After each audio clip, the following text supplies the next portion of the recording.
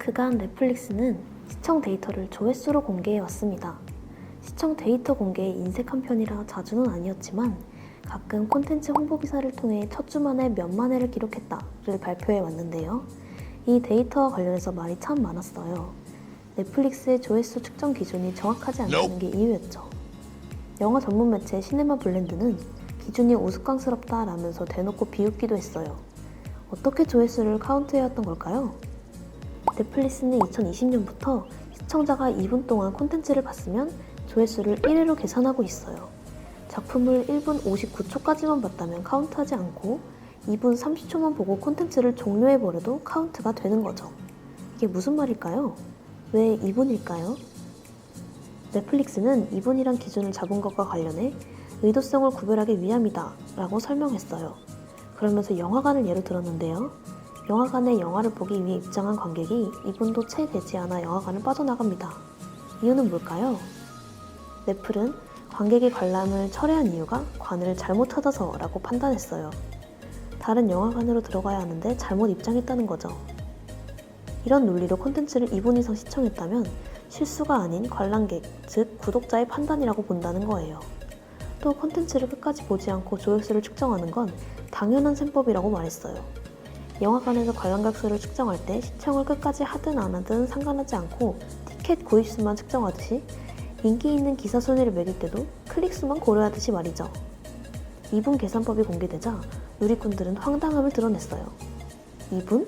넷플릭스야, 내가 실수로 클릭해서 2분 동안 본 게 얼마나 많은지 알아? 제목 위에 마우스 올려두면 나오는 2분 미리 보기도 조회수로 셀 듯? 이라고 지적했어요. 시네마 블렌드는 시청률 수치를 높이기 위한 의도가 뚜렷하다고 비판했죠. 이런 반응에도 꼼짝 않던 넷플릭스가 최근 측정 기준을 변경한다고 밝혔어요.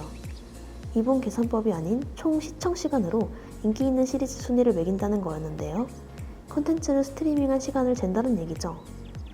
요즘 핫한 오징어 게임 관련 기사를 통해 이 측정법을 확인할 수 있었는데요.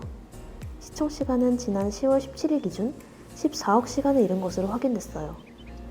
넷플릭스는 관련 측정 방식에 대해 작품이 얼마나 성공했는지를 나타내는 더 나은 지표다라고 자신했어요. IT 매체 더 버지는 2분 측정법을 버리길 잘했다고 평가했어요. 통상순위 집계란 어떤 방식으로 하고 있는지 이해하기 쉬워야 하는데 2분 측정법은 그렇지 않았다는 거죠. 매체는 방식이 헷갈리거나 기준이 잘못될 경우, 그리고 그 기준을 공개하지 않은 경우 신빙성은 떨어진다 라고 말했어요. 하지만 시청 시간으로 순위를 매기는 게 객관적인 지표일까? 라는 의문도 있어요. 상영 시간이 길 경우에는 인기 콘텐츠 상위권을 차지할 확률이 더 높은 거죠.